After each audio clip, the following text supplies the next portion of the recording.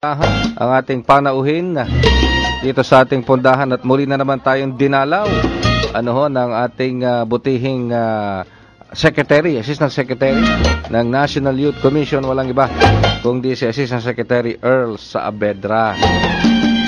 Magandang araw po, Assistant Secretary Earl Saavedra. Magandang araw, Kabesang Ray. Magandang araw sa iyo, Ched. Ikinagagalak ko sapagkat magkasama na naman uli tayo dito. Kino-commemorate natin yung Labor Day. Labor Day. Natanong ko nga ho si Ched kung nag-labor na siya kung may mga pinagdaanan na siyang mga ano bang word doon? Adjective ba yun o adverb? Verb. Talagang hindi ka nag-focus sa ano mo. Anyway, pero mukhang nag-labor lang naman doon siya sa pag-aaral, Asek. No? Okay, klaro. Hindi ako nag-absent, ha? Saka yung labor of love. Yun. Naku, talaga naman. Anyway, kamusta po ang National Youth Commission, Assistant Secretary Saavedra? Salamat at binigyan nyo na naman kami ng pagkakataon upang maging bahagi ng inyong programa sapagkat marami rin po tayong pinagkakaabalahan ngayong bakasyon at tutok na tutok tayo sa kapataang Pilipino. Yun, tama-tama yan. At tama-tama rin po yung pagbisita ni Asik Earl dito sapagkat today is Labor Day. At kanina ko pa narinig, summer jobs open. May 300,000 na available, may 100,000 available. Tapos hindi lang itong araw na ito, kundi sa buong linggong ito ng Mayo, sunod-sunod ang mga mga jobs fair, livelihood fair, etc. All in connection with Labor Day activities natin. At kasamang Ched, pag sinabi nating summer job fair, kadalasan nakikita natin dyan mga undergraduates na naghahanap ng part-time job, mga graduates na talagang hanggang ngayon naghahanap pa rin ng trabaho, maski na yung mga returning OFWs naghahanap ng trabaho, pati yung mga out-of-school youth naghahanap ng trabaho, pati yung mga may edad na, kasing edad ni Ike Labiswis, naghahanap pa rin ng trabaho. Pero kadalasan karamihan, kabataan.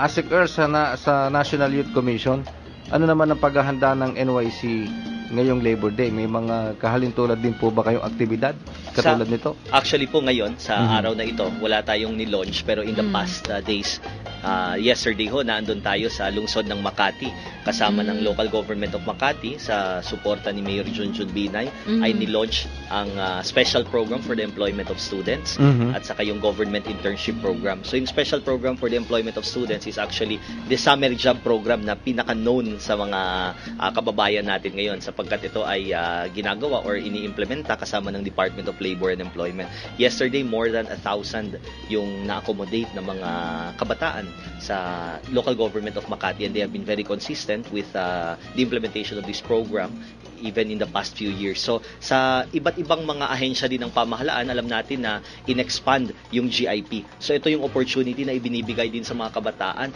upang ma-hire for a certain period of time and at the same time, sila ay mabigyan ng transitional employment opportunities with a little stipend, of course, na pwede nilang isave pagdating ng pasukan, magagamit nila sa kanilang pag-aaral. Wow! Okay, so alam ko bukod doon sa mga programa nyo, na nabanggit, mayroon din kayong sinagawa na parliament ng mga youth leaders. Tama po ba ako doon? Gagawin po ito simula bukas hanggang sa May 6, the 9th National Youth Parliament na ang location naman po this time, biennial activity po yan. Every 2 years po yung implementation yan and this time it will be in Naga. Sa Naga? Sa Naga po. Diyos maray na Aldao. Kailangan ata na i-memorize ko na yan. Panaga na ako bukas. Hindi pa natin napapractice yung script natin kung paano sila batiin.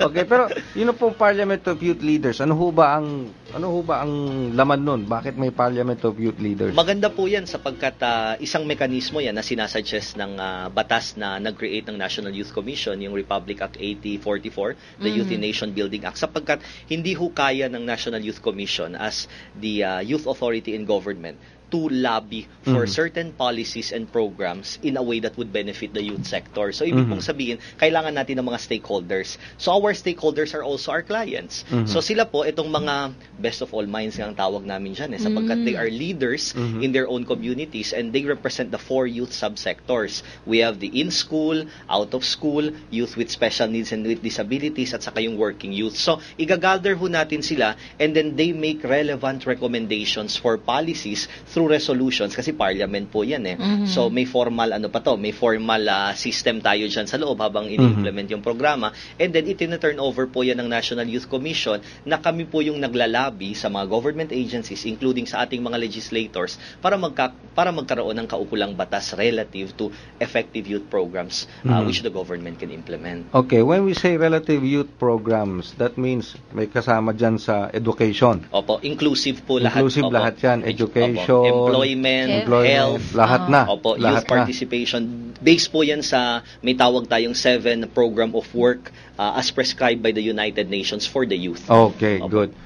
Bukod dito kasi yung youth parliament, dito lang yan, local lang yan, ano ho? Opo, Tama national po ba? level po yung national level, implementation. pero tayo mga Filipino youth lang. Opo, Filipino pero youth alam po ito. ko, ang mga Filipino youth natin sa tulong ng NYC, katulad nung ginawang ASEAN yata, Opo. meron tayong mga representative na pinadala. Yes. Tama po ba? Yes, Tapos nakipag dialogue sa kapwa nila mga kabataan mula sa iba't ibang bansa. Ginawa rin ho natin yun. Yun po yung nangyari, yun po yung naganap during the ASEAN Summit. Nakasama po natin ang butihing Pangulong Benigno Aquino III sa Cambodia. Nagkaroon po ng meeting ang mga youth representatives ng each ASEAN state. Sa ating mga heads of state naman na siyang namumuno sa iba't ibang mga bansa na kasapi sa ASEAN. Okay. So meron tayong ipinasa na ASEAN Joint Statement on Youth kung saan na-highlight din po yung ibang mga ginagawa nga ng Pilipinas through the National Youth Commission which are considered best practices for replication naman sa ibang mga bansa. So yung ginagawa po nating annual na 10 accomplished youth organization search, one time po ay pinaunlak niyo kami dito at na-interview yung mga chosen organizations. Yun po ay inadapt na ngayon sa ASEAN level, and every year we award outstanding organizations that have impacted the society in the ASEAN region. Yun. Yung hubang mga kabataan natin Pilipino nakipag-usap sa mga kabataan mula sa China. Meron po tayong joint program nakasama naman. Ito this time exclusive naman po kapag China ang pinag-uusapan because hindi naman miyembro ang China ng ASEAN ng ASEAN region. But we have many programs which we have launched since 2008. So far okay yung ating ties because ang NYC, kung may National Youth Commission yung Pilipinas, sa China naman, they also have this structure which they call the All China Youth Federation. All China Youth Federation. All China. So under po ito ng kanilang gobyerno. Okay, kaya ko po natanong yan kasi may relasyon yan sa mga susunod natin mga tanong dito sa ating subukan nating masagot ng klaro yan. Okay, pero anyway, kasamang Chen, may katanungan ka ba kay ASEC Earl? Oo, pero sa iba pang programa ng National Youth Commission kasi months back naglunsad sila ng isang system para matagunan yung mga problema ng mga estudyante, ng mga kabataan. Itong tinawag na student desk. So ano na ba latest dyan? Marami ba kayo natatanggap na mga reklamo, mga concern mula sa mga magulang, mga estudyante tungkol sa kanilang eskwelahan? Maganda yung katanungan sapagkat ito yung continuous na pinopromote natin. Ang tawag natin dyan ay STRAW Desk, Students' Rights and Welfare Desk. The reason kung bakit tumugon tayo sa pag-i-implement ng ganong klaseng mekanismo ay dahil marami na rin kabataan ang nagtatanong ano ba yung take ng National Youth Commission kapag specific education issues ang pinag-uusapan. Lalo yung walang humpay na pagkataas ng matrikula. Tama. So dapat po may say ang National Youth Commission dyan, kaya ni-launch namin yung Students' Rights and Welfare Desk. Hindi lang naman po inaasikaso ng straw desk na tinatawag namin etong mga issues on tuition fee increases. Lately, alam natin nasa Cebu yung sa STC na may bata sila na hindi sana sa St. Therese College na hindi sana ipinagraduate. So yung mga ganong paglabag sa karapatan ng mga kabataang Pilipino ay tinutugon din ng National Youth Commission. So ang ginagawa ko kasi natin, the mechanism has to be understood that NYC is an interagency coordinating body. So kung for example may nire-report sa amin, hindi naman namin kaagad-agad masosolusyonan bilang isang ahensya. So usually, we also course a concern to the appropriate government agency na tutulong sa amin para tumutok sa isang problema para naman mabigyan ng solusyon.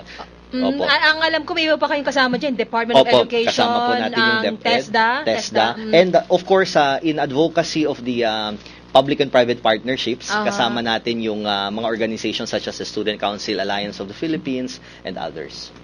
So, gaano karami inyo natanggap simula nung nagbukas yung yung test na yan? Marami po tayong natatanggap ng mga very important information. In fact, ang ginagawa nga natin ngayon ay ina-upgrade natin yung website at other internet portals ng National Youth Commission sapagkat baka mag-back down siya kung for example, sobrang dami ang pagpasok ng mga information. So, saan itong straw desk is nasa nasa website ng National Youth Pwede Commission. po nilang makita yung link sa website ng National Youth Commission because our final intention is to really come up with a separate website para ma-centralize po yung mga yung reporting system, and at the same time all information being submitted for proper attention So, by soon. the concerned. Opo. Sa lalo madaling panahon. Anytime soon po sa maliit na budget ng National Youth Commission ay magagawa naman po natin ng paraan para magkaroon yan ng separate na website. Okay, that's nice. Pero bago tayo magpatuloy sa ilan pa mga katanungan kay ASEC Earl Saavedra, magbabalik po kami makalipas lamang ang ilang paalala mula dito sa inyong himpilan.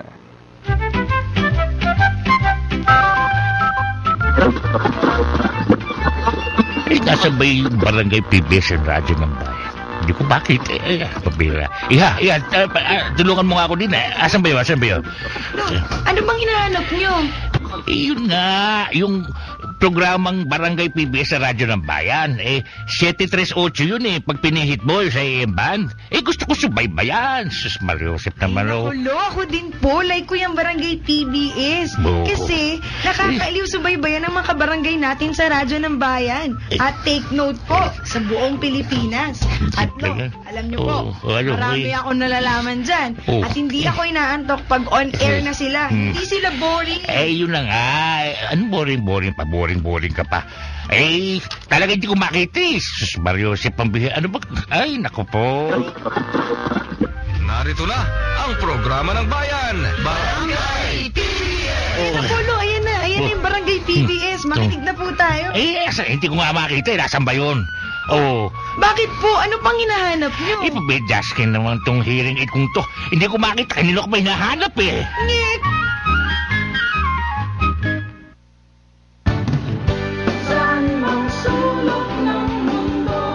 Tangkilikin natin ang radyo ng Pilipino, ang tinig ng mamamayan. Ito po ang inyong lingkod, Secretary Sunny Coloma, dito sa DZRB, Radyo ng Bayan, 738 kHz. Konektado ka. Pinoy, konektado ka. Pinoy, konektado ka. Pinoy, konektado sa Oy, 10 minuto na lamang po. 10 minuto na lamang bago sumapit ang 1:00 ng hapon. Alright, nagbabalik po ang inyong masarap na pananghalian dito sa Barangay PBS sa Radyo ng Bayan. Kasama pa rin natin ang ating mga kapatid na himpilan mula Luzon, Visayas at Mindanao. Sabay na rin po ng Barangay PBS ang ating special coverage para sa ating Labor Day activities ngayong araw na ito. Alright, at balik tayo kay ASEC Earl Saavedra. Nabanggit ko Labor Day. Alam mo naman, kaliwat kanan ang magsasagawa ng mga protest rally, ng mga demonstration. At napapansin ko, marami akong nakikita leading to this day, may mga previous pang mga naunang demonstration. Ang dami ko nakikitang mga kabataan na nagsasagawa ng rally, nagpa-planking. Diba yung planking? Yung planking nakahiga no? Yan, Na ginawa na nga nilang noy-noying.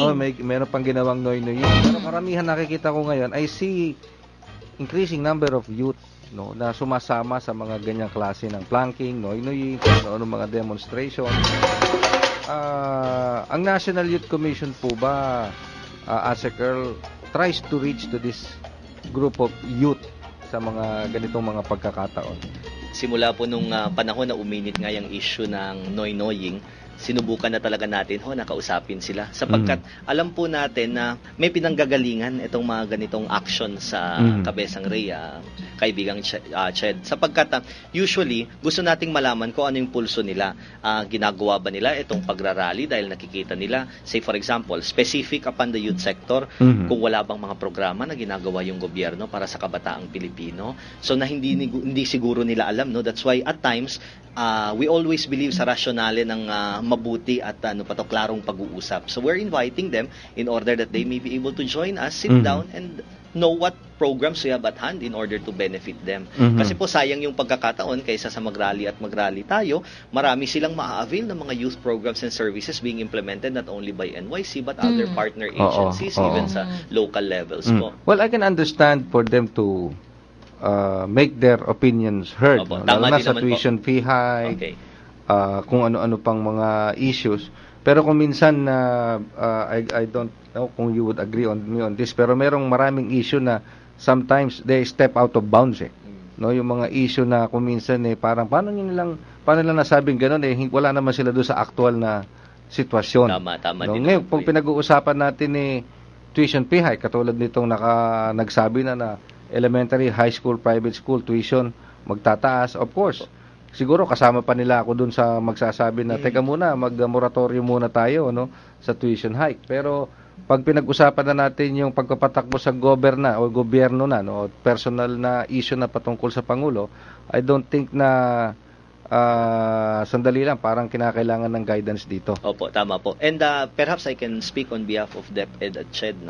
Usually naman po kapag pinapatupad itong mga increases sa tuition fees, meron namang ginagawang public consultation. And DepEd has always been advocating naman, when it comes to public schools, wala ho tayong pinag-uusapan na tuition fees kasi libre po yung basic education sa atin. So, most likely ang pinag-uusapan siguro dyan sa mga private schools na nagtataas ng tuition fees. But public schools usually po miscellaneous fees ang binabayaran, and ang mga miscellaneous fees na ito ang ginagamit to augment yung electricity bills, water bills, sapagkat alam natin na medyo may scarcity din sa funds na ibinibigay sa ating mga eskwelahan. Okay. Alright. Now, patungkol pa rin po sa Labor Day, alam ko ho na marami tayong out of school youth, na isa na siguro diyan yung maraming out of school youth na nasa World Trade Center ngayon na nakikipagsapalaran para makahanap ng trabaho. Ano po ba ang maibibigay niyong advice sa mga out of school youth na talagang they're trying their darn best to make a good future for themselves? Yung una po kasing dapat nating maintindihan, etong issue nga kung bakit ang daming mga kabataan o may mga notable number of young people na hindi po nakakapag-aral. Usually, it boils down to several issues. Like for example po, hindi nakakapag-aral dahil mahirap. Poverty is also one concern why many young people do not get to spend time in school and finish a degree. Pangalawa po, etong tinutukoy natin na mismatch. Ito sinasabi ko po talaga lately. Ang dami kasing mga kabataan ang gusto na kapag makatapos sila, magtrabaho sa isang opisina, nakabarong, naka-long sleeve, pusturang-pustura. Pero we do not understand na there is this issue of mismatch that we are talking about. Sapagkat, alam nyo po, we have to analyze that Philippines is basically an agricultural country. Yes, yes. Pero alam nyo po, yung Department of Agriculture, in fairness to them, ang daming scholarships na ibinibigay para sa mga gustong kumuha ng agriculture courses. Pero konti lang po yung tumatangkilik. Kasi mayroon yatang mentalidad, kabesang Ched, the Asagar. Ay, ang lolo ko nga, tatay ko nga, magsasaka na Pati ba naman ako, magsasaka pa rin. Yun po yung nasa pag-iisip ng ordinaryong kabataang Pilipino. Alam nyo po, in fairness din sa ating mga nurses, ngayon, ang daming mga nakagraduate ng nursing. Sobra. Sobra dami. Pero nakakaawa din ho paminsan-minsan because the employment opportunities being offered to them are considered very limited. And we also discourage a lot of them from getting out of the country because we also need their workforce dito sa ating bansa. So yun po yung isa sa mga issues kung bakit may mga out of school youth din at times kasi nakikita nila na, well, upon graduation in high school, meron sa kanila hindi pa talaga convinced kung anong kurso ang kukunin.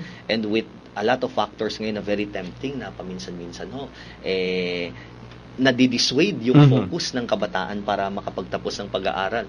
Perhaps it goes with the technological advancement. So, ibig sabihin nito, Asek, huwag tayo masyadong tumingin dun sa kwadradong papel na naibibigay ng college degree. Pwede naman tayo tumingin din sa iba pang mga kurso tulad ng technical vocational. Yung mga skills. Ako po ay naantig sa aking biyahe kanina papunta dito sa station kasi nakakita ako ng isang marker sa jeepney. Ang nakalagay doon, professional din, driver nga lang. Teka, professional din driver. Dapat professional din driver ako. Wala lang nga lang. So in a way, sabi ko, very discriminating ito. Pero kung tutuusin, ibig sabihin baka yung tao na yun, yung driver din, nakapagtapos ng pag-aaral at wala ring mapasukan ng trabaho. Sa mga opisina o yung gusto niyang trabaho. Tama. Sa iba. Tama yun, Sige. Oo, kasi sa ibang issue naman, kasi minsan lumabas din to sa sa balita na ayon pala sa pag-aaral ng United Nations Population Fund na sa nagdaang 10 taon, ito maas ng 70% ang mga bilang ng mga teenager na nabubuntis sa Pilipinas. Nakakalungkot tong mga ganitong labor na naman yung pinag-uusapan natin. Ito yung labor na gusto mo. Na sinasabi ko. Ito na. So nakakalungkot. Bakit ganito lumaki ang bilang ng mga kabataan na maaga nagbubuntis? Yan po dito sa Pilipinas, parte yan ng ginawa nating National Youth Assessment Study. Sa isang programa na pinaunlakan din kami ni Kabesang Ray, ay in-explain po natin yung resulta ng survey na yan. Alam nyo po, isa sa mga tinitingnan nga natin ang gulo dyan, itong media. Yung sa internet, yung mga palabas sa TV, sa cinema. Ay, in fairness din po sa MTRCB, naging stricto yung classification ngayon ng mga pinapalabas, because ang pinaka-accessible sa mga kabataan, itong sinasabi nating free television.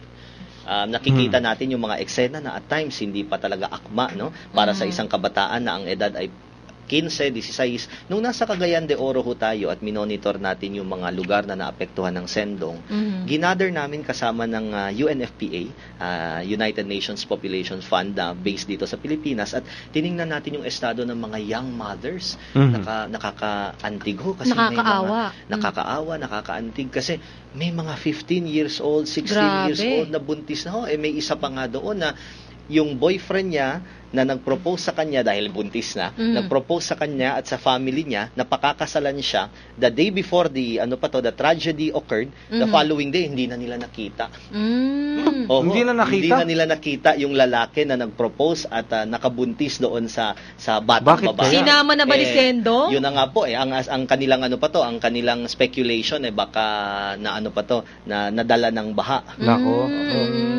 Nakakakalungkot to sapagkat syempre it would have brought hope sa part ng ng young mother na magkakaroon siya ng isang kompletong pamilya at kawawa din yung bata. Kasi nga minsan lumabas nga yan, sinabi ng United Nations na ito nga yung mga ganyan, yung mga tent city, mas prone daw yan sa mga population explosion. Actually po, tama po.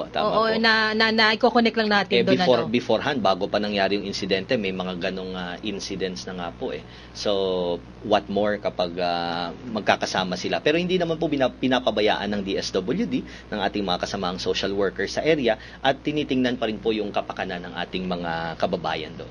Nako, hindi ho dito matatapos ang ating pakikipag-ugnayan kay ASECR sapagkat makakasama pa rin natin si ASECR sa ikalawang pahina ng Barangay PBS. Siguro hanggang 1:30 makakasama natin si ASECR, gaining some lost ground, kasi matagal-tagal nating hindi nakita at nakausap si ASECR mula sa National Youth Commission. Tama-tama yung kanyang pagbabalik ngayong araw na ito, Labor Day. Tama-tama rin yung issue ni Kabesang Ched tungkol sa mga nanganganak. Labor din ang issue. Pasok, di ba? Pasok, oo. Parehong dalawang meaning ng labor. Kasi yun yung mga issue nga nitong mga nakalipas At sa mga darating yan ang labor na gustong-gusto ni Tony Salaw. Labor. Gusto niya yung labor of love. Yung mga pinagdadaanan ng labor of love. Naman tinan mo nga naman. Anyway, tayo po yung magpipinit muna ng ating unang pahina ng Barangay PBS. Masarap na pananghalian dito sa Barangay PBS. Siyempre, magbabalik po kami para sa kabuuan ng ating ikalawang pahina. Makakasama pa rin natin si Miss Ched Oliva, si Kabesang Ched at si Asek Earl Saavedra. Samantala, bigyan daan ho natin ng ating mga balita. Hatid po sa atin ni Miss Jean Tan ng ating PBS Newsroom. Ang oras po natin, ganap ng 1:00 ng hapon. Radyo ng Bayan, Network. Balita. Kalipunan ng mga balita sa loob at labas ng bansa. Hatid sa inyo ng mga himpilan ng Philippine Broadcasting Service sa buong kapuluan.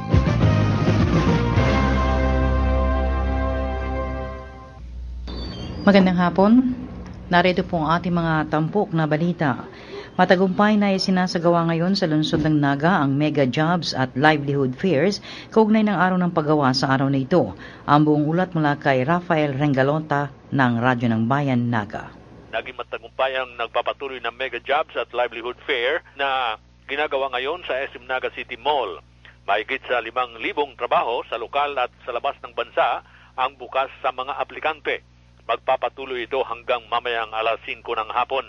Sabay rin ng pagbubukas ng 2 araw na livelihood trade fair na tampok ang mga produktong lokal sa Bicol na tinutulungan ng lokal na pamahalaan at ng DOLE sa Bicol. Mula sa PBS DWRB o Radyo ng Bayan Naga, Pax Ringalota ng Naga City Camsur, konektado ka.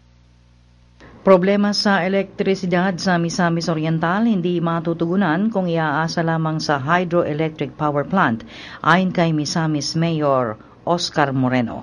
Ang buong ulat mula kay Ofelia Salimbangon Mandukita ng Radyo ng Bayan, Hingoog. Naging bungad na mensahe ni President Noy sa ginanap na Energy Summit kamakailan ang pagkakaroon ng malaking utang ng National Power Corporation o NPC. Ito naman ang naging pahayag ni Governor Oscar Moreno ng makapanayam ng DXRG News na kung saan dagdag pa na sinabi ng gobernador na isa lamang ito sa mainit na issue na kinakaharap ng Pangulong Noy sa ngayon. Maliban sa problema sa enerhiya, andyan pa ang mainit na issue tungkol sa pangkalusugan ng mamamayang Pilipino, mga pampublikong paaralan at pagpapaayos sa mga proyektong infrastruktura. Ayon pa kay Governor Moreno, kailangan anya na humanap ang gobyerno ng iba pang pagmumula ng enerhiya kahit para na lamang sa ating base load dahil anya ng Pangulong Noy hindi na kayang umasa pa sa mga hydroelectric power plants. Sinabi pa ng gobernador na siya ring inihayag ng Pangulong Noy, kakailanganin ngayon ng ating bansa ang isang pagmumula ng enerhiya upang masiguro na may maaasahan at matatag na kuryente sa panahon ng emerhensya. Dagdag pa ni Moreno, isang energy source na hindi kailangang magtiis ang mamamayan sakaling magkaroon ng climate change o kaya mahabang panahon ng tag-init. Mula dito sa DXRG Radyo ng Bayan Hingoog, ito po si Ofelia Salimbangon Mandukita nag-uulat para sa PBS News. Pumili ng tama at masustansyang merienda. Iwasan ang matatamis, mamantika at maalat na snack foods. Maliban sa regular na meals, ang merienda ay mahalagang mapagkukunan ng sustansya. Siguraduhin na masustansya ang ihahaing merienda sa pamilya. Iwasan ang matatamis katulad ng cakes, soft drinks, mamantika at mga maalat na snack foods. Ilan sa mga masustansyang merienda ay nilagang lamang ugat o root crops at prutas. Mahalaga rin na ang pagbibigay ng merienda ay hindi masyadong malapit sa oras ng regular meals para di mawala ng gana lalo na ang mga bata. Labanan ng kahirapan at malnutrisyon. Wastong nutrisyon, alamin, gawin at palaganapin. Isang mensahe mula sa National Nutrition Council ng Department of Health. Binuksan ng Armed Forces of the Philippines ang General Court Martial o GCM na lilitis sa mga kaso laban sa 4 na senior military officers na may probable cause ang akusasyon laban sa kanila kaugnay sa 2011 Albarca carnage sa Basilan na ikinasawi ng 19 na mga sundalo noong nakaraang October 19, 2011. Inaprobahan ni AFP Chief of Staff General Jesse De Llosa ang pagtatalaga kay Brigadier General Teodoro Cirilo Torralba III bilang pinuno ng GCM. Ang iba pang mga miyembro ng GCM ay sina Colonels Dante Talino, Colonel Domingo Tutaan Jr., Wilfred Bonilla, Joel Celino, Rafael Serra at Andre Tayag. Ang mga lilitisin ng GCM ay sina Lieutenant Colonel Leonardo Peña, Colonel Alexander Macario, Colonel Amicandra Undog, at Lieutenant Colonel Orlando Edralin. Sa ibayong dagat, manunumpa na si Myanmar Opposition Leader Aung San Suu Kyi sa kanyang seat sa parlamento ng Myanmar sa darating na Lunes, Mayo 7. Matapos makipagpulong sa mga miyembro ng partido sa Yangon, sinabi ni Suu Kyi na pupunta siya sa parlamento dahil hinihiling ito ng mga tao na bumoto sa kanya. Kabilang sa nahalal sa ginanap na by-elections kamakailan si Suu Kyi at 42 pang miyembro ng kanyang partido, ang National League for Democracy, para umupo sa parlamento. Una rito tumanggi si Suu Kyi kasama ang kanyang nanalong miyembro na manumpa sa parlamento dahil hindi nila matanggap ang gagamiting salita sa panunumpa. Hiniling ng NLD sa mga otoridad na susugan ng salita sa panunumpa dahil anila hindi makademokrasya ang saligang abide by sa konstitusyon, kaya nais nila itong palitan ng protect. Pangwakas ang ulat sa kalagayan ng panahon mula sa Pag-asa. Ang Kalakang Maynila ay magkakaroon ng bahagya hanggang sa maulap na papawirin na may pulo-pulong pagulan o pagkulog-pagkidlat. Ang Palawan, Silangang Kabisayaan at Mindanao ay makakaranas ng madalas na maulap na kalangitan, may kalat-kalat na pag-ulan at pagkulog-pagkidlat. Ang natitirang bahagi ng bansa ay magiging bahagya hanggang sa kung minsan ay maulap na kalangitan na may pulo-pulong pagulan o pagkulog-pagkidlat, lalo na sa dakong hapon o gabi. Ang tinatayang agwat ng temperatura ay mula 25 hanggang 36 na antas ng Celsius. Lulubog ang araw ganap na alas 6:13 ng gabi. Yan po ang kalipunan ng ating balitang pangalauna. Ang inyong naging tagapag-ulat, Jean Tan para sa PBS Radyo ng Bayan. Konektado ka. Sumainyo ang Radyo ng Bayan Network. Balita. Tinipon sa silid pampalitaan ng Philippine Broadcasting Service. Muling magbabalik makaraan ng isang oras.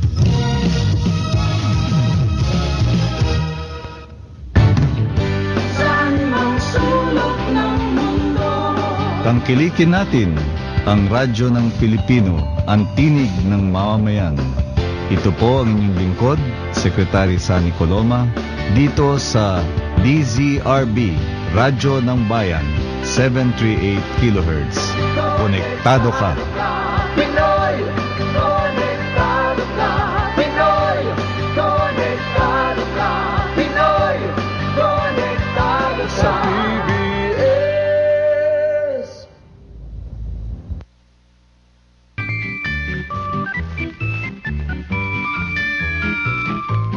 Po ngayon ay sumusubaybay na sa ating ikalawang pahina ng Barangay PBS. Ito pong muli ang inyong mga kabarangay sa inyong pondahan dito pa rin sa Radyo ng Bayan. Ako ang inyong Kabesang Ray, kasama pa rin si Kabesang Ched, and of course mula sa National Youth Commission, si Assistant Secretary Earl Saavedra. At kapiling din ho namin at kaakibat sa pagsasayang papawid ng ating programang ito. Sa Master Control si Mr. Ike Lawiswis Abellanosa. Gayon na rin si Miss Doña Perlita de los Santos.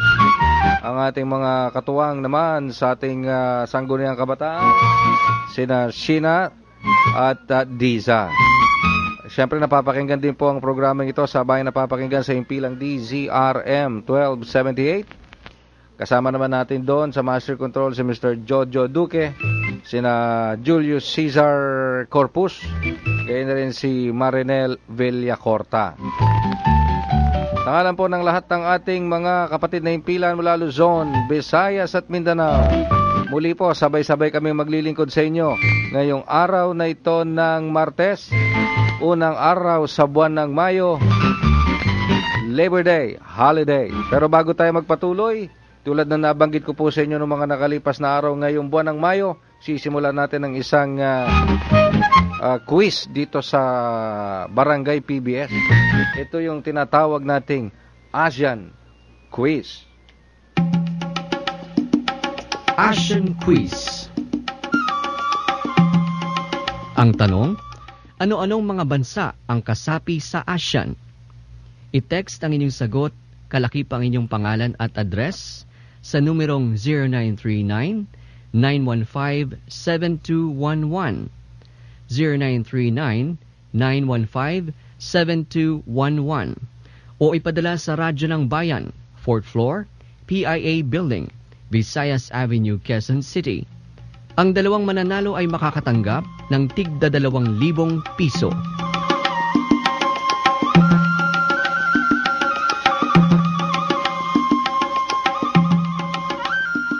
Okay, yun po ang ating Asian Quiz. Ano ho? Anong mga bansa ang kasapi? Sino-sino yung mga bansang kasapi sa ASEAN? Huwag nyo hong anuhin yan. Dalawang mananalo. Yung dalawang mananalo, tigda 2,000 piso ang isa.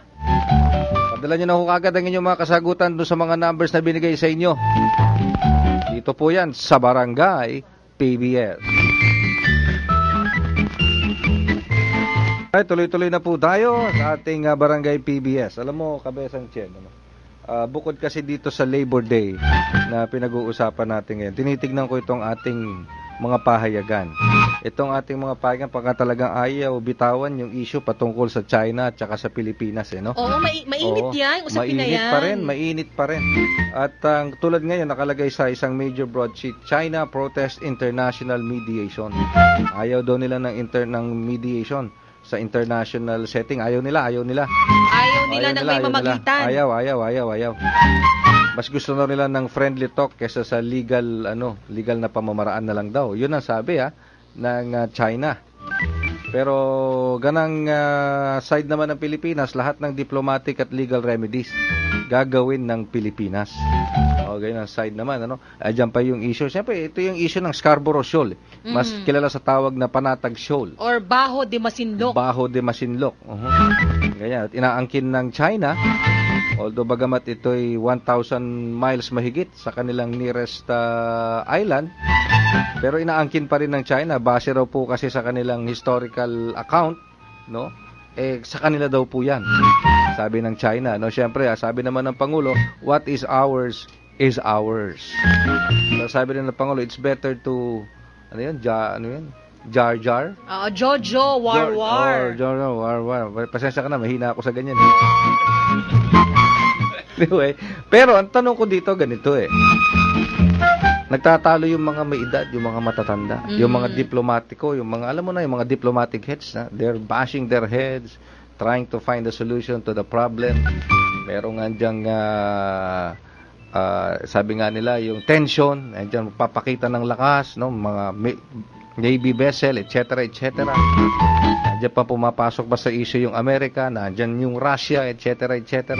Pero ang tanong, paano yung tinig ng kabataan? Napapakinggan ba natin sila? Ano bang say nila dito? Remember, kung ano man ang mangyayari, kabataan ang makikinabang, kabataan din ang mapeperwisyo. Kung ano man ang kahihinatnan nitong usapin na ito sa pagitan ng China at ng Pilipinas. Both ways, Chinese youth, maging sa Philippine youth. Both ways. At ang masakit nito, ang ko dito, ang alam ko kasi, ang mga kabataan natin, they come to this point na sila nag-uusap as an international community of youth. Mayroong taga-Pilipinas, may Singapore, may China, may America. They talk, So, nga sinasabi kanina ni ASEC Earl Saavedra, na bagamat hindi kasama yung China dun sa ASEAN, youth na delegates doon, pero meron silang special na pag-uusap, forum na gagawin. Ngayon, ASEC Earl, siguro sa puntong ito,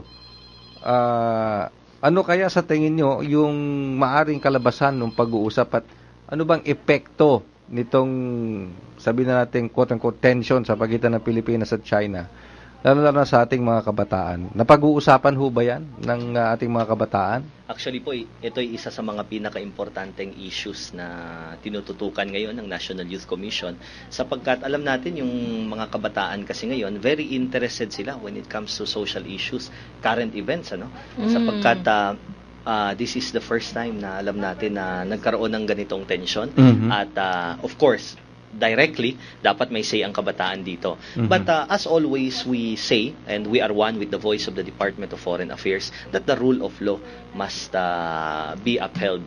And at the same time, when we talk about the sovereignty aspect of these claims, syempre, alam natin na may round naman tayo kung re-respetuhin. Which is why we make sure that the young people in whatever dialogues are being initiated always consider themselves part of these things. And at the same time, ito ngayon nga po, pinag-uusapan din natin itong territorial claims. Some of the young people na very much into these issues ang nag-provide pa nga sa akin ng trivia na ang basehan daw pala ng historical claims ng China ay yung 13th century na sinasabi nilang during the dynasty Yuan na ginagawa nga itong fishing territory ng China. But as always, we make it a point to say na hindi naman yun yung basehan ng pag-claim ng isang teritoryo.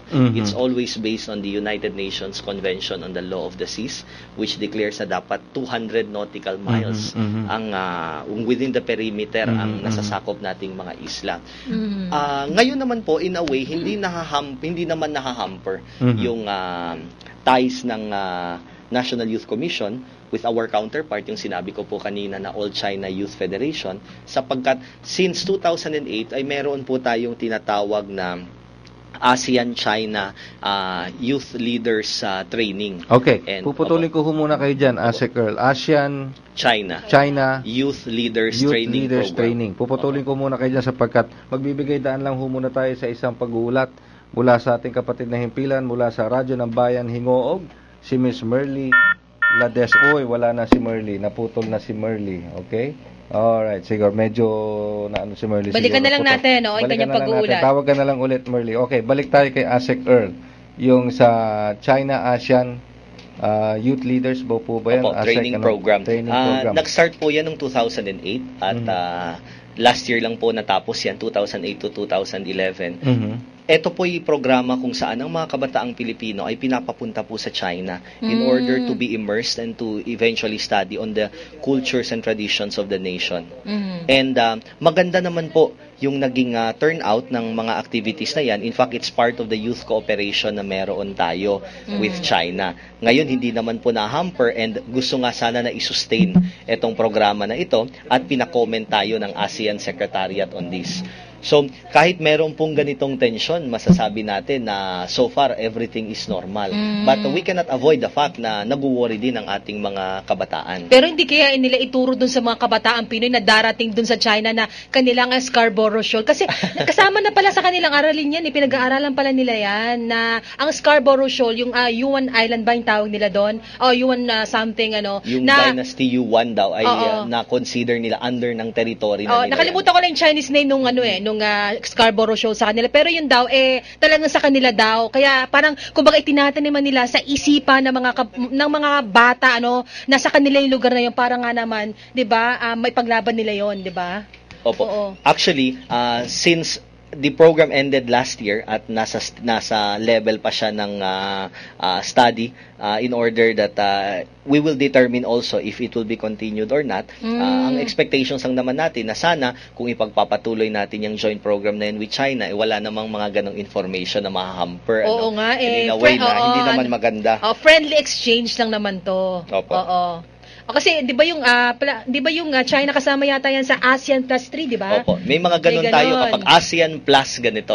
So may mga nations na kasama. There were previous forums kung saan ang United Nations ay kasama din po. Depende sa kung ano yung mga tema na pag-uusapan. For example, it is more on the economic aspect of the of the things that each state has to dwell its attention upon. So usually kasama yung Estados Unidos, kasama yung Japan, and the nations also na sumusuporta naman sa ASEAN region.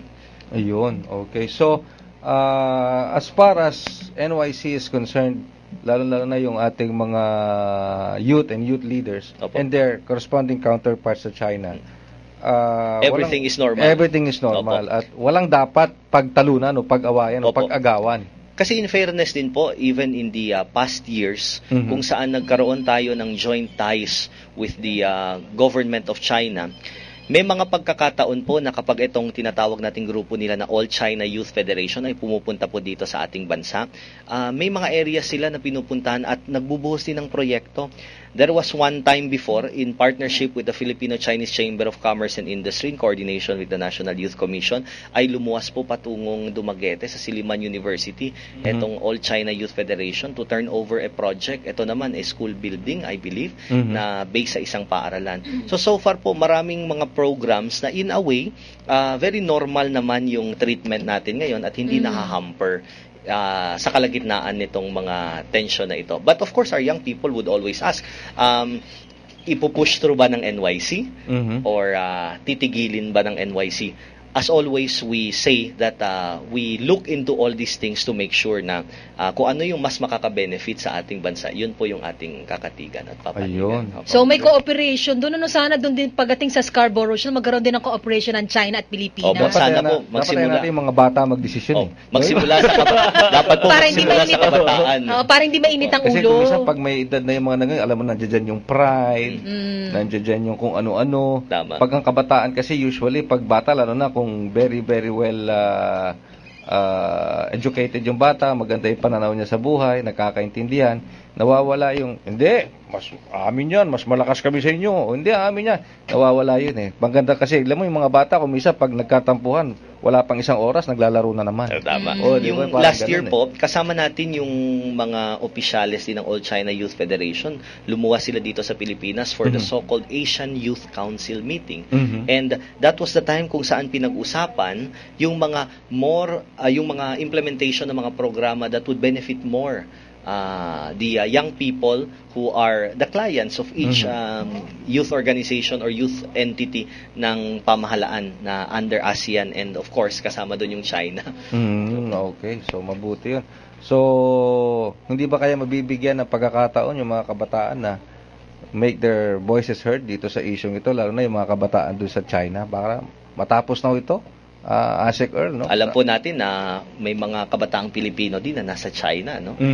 Ngayon. And at the same time, they also share their comments and sentiments over this issue. Kasi kami naman po, we always believe na dapat hindi idaan yan sa lakas, hindi idaan yan sa kung sino man yung may weaponry. We always believe in the essence of diplomacy. Dapat kasi pag-uusapan ito at respetuhan lang. The essence of it is more of the issues on respecting the jurisdiction of each country, the sovereignty of each country. Kasi po, kaya natin idinadaan dyan at kaya tayo kampante na may round tayo sa issue na yan kasi meron tayong legal basis. Alright. ASEC Earl, magbibigay daan lang ho tayo sa ilang mga pag-uulat. Mula naman ito kay John Maranan. Kay John, go ahead. Good afternoon. Konektado ka. John? O ba't nawala si John? John? Mukhang may problema yung kanyang linya ng komunikasyon. Ano nangyayari? Sige, anyway. Well, ASEC Earl, alam kong napahaba ang iyong pagkasama sa amin dito sa ating programa sa Barangay PBS, and I believe you also have some more guestings ngayong araw na ito. At kung di ako nagkakamali, meron kang nakaschedule na interview sa isang television network.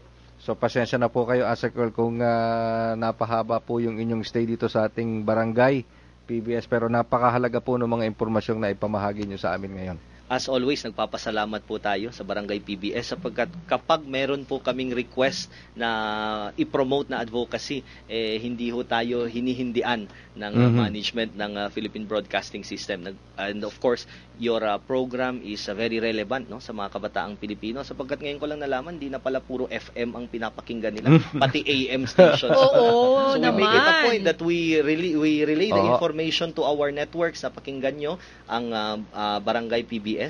And at the same time, other radio stations of the government. Because you will really get information first. Ilalagay doon ni ASEC Earl sa kanilang website. Listen to Barangay PBS ng Radyo ng Bayan. Konektado ka. Monday to Friday.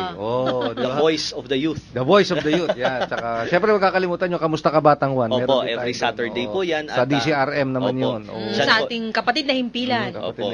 At gusto ko nga po sanang kunin ang pagkakataon na ito upang anyayahan ang mga kabataang Pilipino para makisali, makilahok sa ibang mga programa ng National Youth Commission. They have to stay tuned because this is the most important week for NYC, yung implementation po ng 9th National Youth Parliament. And many other activities to come during the summer period. Alright.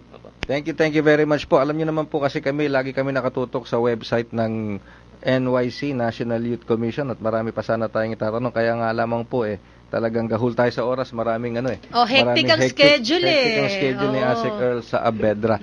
Muli po, maraming salamat ASEC Earl, at more power sa National Youth Commission.